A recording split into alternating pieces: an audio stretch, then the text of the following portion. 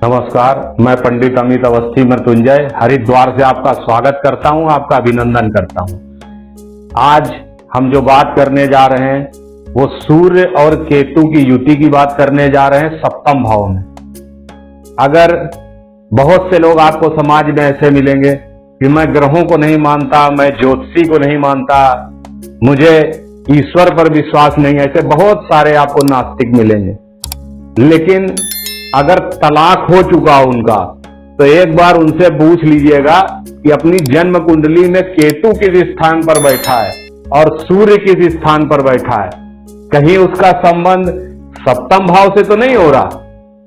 निश्चित उनके मुंह से कोई आवाज नहीं निकलेगी, क्योंकि ये बात तो आप स्वयं पूछ सकते हैं उनसे कि तुम्हारा तलाक हुआ है तो बिना पापी ग्रहों की स्थिति के तुम्हारा तलाक नहीं हो सकता। अब सप्तम में सूर्य क्या हो जाता है? जब सप्तम भाव में सूर्य पहुंचता है तो वो नीच का फल देता है।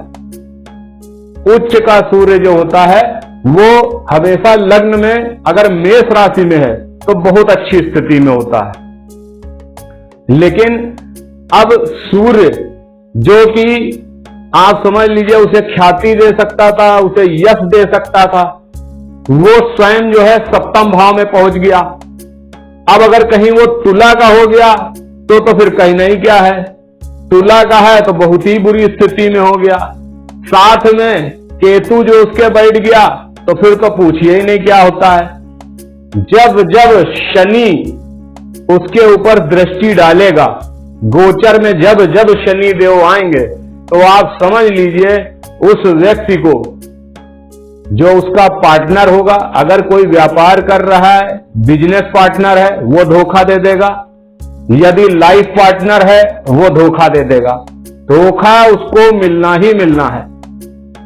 और आप ये समझ लीजिए कि अगर ऐसी स्थितियां बन रही हैं तो बोलो कि यकीन करते हो कि नहीं ज्योतिष पर, बोलो ग्रहों नक्षत्रों पर यकीन करते हो कि नहीं करते हो।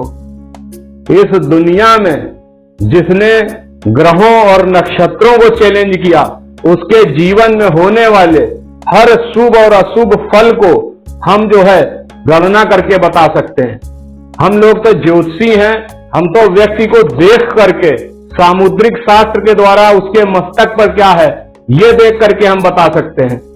उसके जीवन में जो जन्म कुंडली है वो आप समझ लीजिए उसके जीवन का भूत वर्तमान भविष्य सब बताने के लिए तैयार है। लेकिन आपको क्या है, आपको जीवन में कभी भी अगर कोई व्यक्ति मखौल उड़ाता मिल जावे ज्योतिष के नाम पर तो उसके जीवन में हो रही घटनाओं को देखिए और तुरंत हमसे संपर्क करिए और पूछिए कि गुरुजी कौन सा ग्रह उनका ऐसा हो गया होगा, कौन सा नक्षत्र उनका गड़बड़ हो गया होगा और किस तरीके से इस व्यक्ति की हालत है।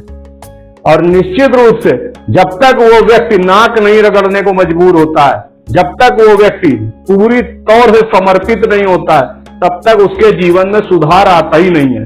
आप ये समझ लीजिए, ऐसा कोई भी व्यक्ति हो समाज का जो अपने को बहुत ज्यादा 30 मार्का समझता है, वो आप समझ लीजिए कि उसके बुरे दिन अपने आप चालू हो जाते हैं। वो सारे गलत निर्णय लेता है, वो गलत निर्णय उसको जो है ऐसी जगह लाकर खड़ा कर देते हैं कि सिवाय माथा टेकने के दूसरी और कोई उसके पास व्यवस्था नहीं होती है।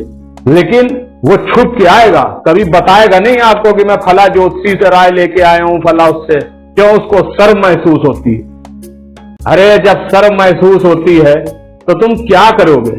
मैं तो चाहता हूं कि घर घर में ज्योतिष पहुंचे। मैं तो चाहता हूं प्रत्येक व्यक्ति इतना अधिक ज्योतिष के बारे में जान जाए। जैसे हमारे गुरुकुल जब चलते थे तो प्रत्येक व्यक्ति को ज्योतिष, ग्रहों, नक्षत्रों की चाल और हर व्यवस्था पता थी। इससे होता क्या था, उनका जीवन सुखद हो जाता था। लेकिन आप अगर अपने जीवन में चुनौतियां महसूस कर रहे हो तो कुछ करो, सीखो, समझो, अपनी कुंडली बनवाओ, पड़ोसियों की कुंडली बनवाओ, देखो। नहीं तो पूरा जीवन ऐसे ही संघर्ष करते बीत जाएगा। जय शनिदेव।